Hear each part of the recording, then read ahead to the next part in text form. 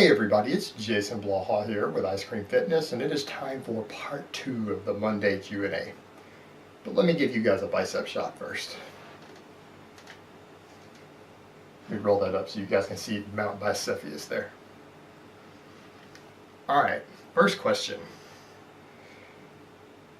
What do you think about bulking for 2 weeks and cutting for 1 as a way to slowly recomposition your body for those who would prefer to do it this way rather than traditional long cuts?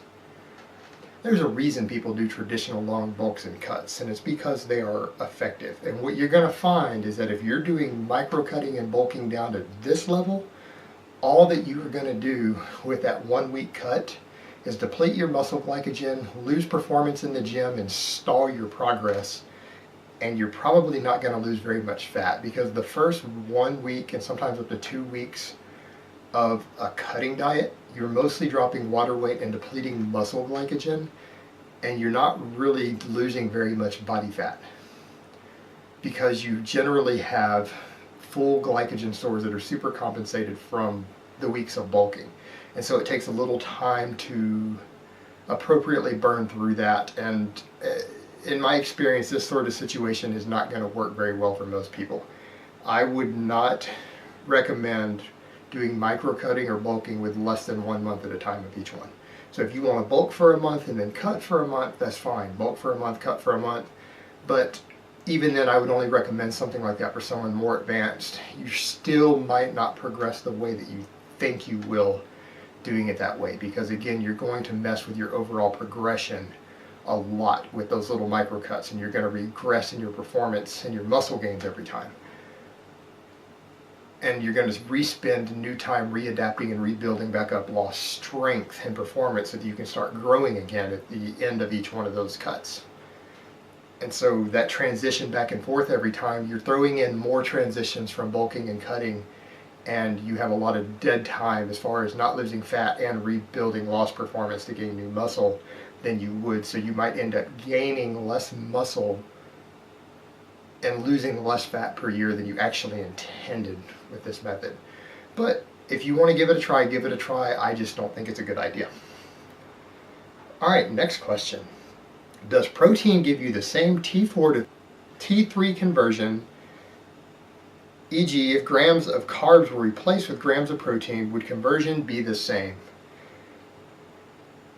Well, first of all, I hope you mean net calories, because gram per gram, the calories are not the same, because you lose energy. About 30% of the energy in your protein calories is actually lost in properly breaking them down and absorbing them and utilizing them.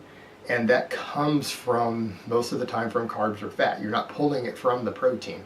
So your first question needs to be of equal calories, not equal grams, because if we go with purely off grams, then you're eating less net calories with a gram of protein than a gram of carbs. So there is that factor to consider.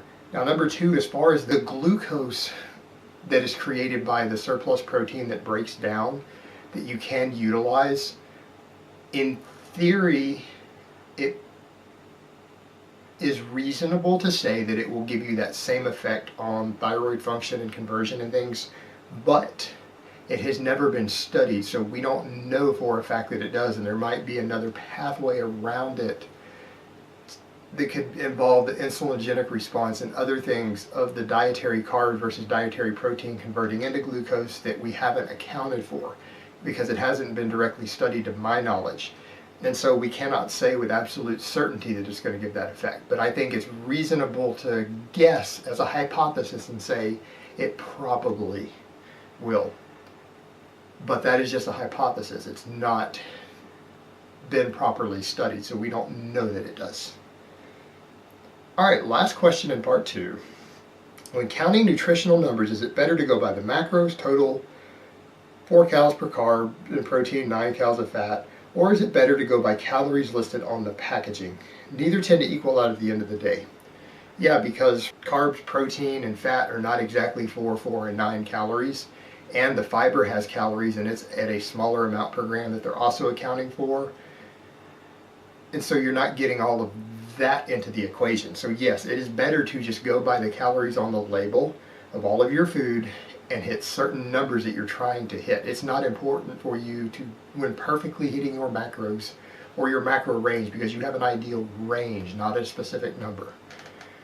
And you don't need to know all 3 of the macronutrients. You do not need to know them to get amazing results and to properly count. You need to know your net calories.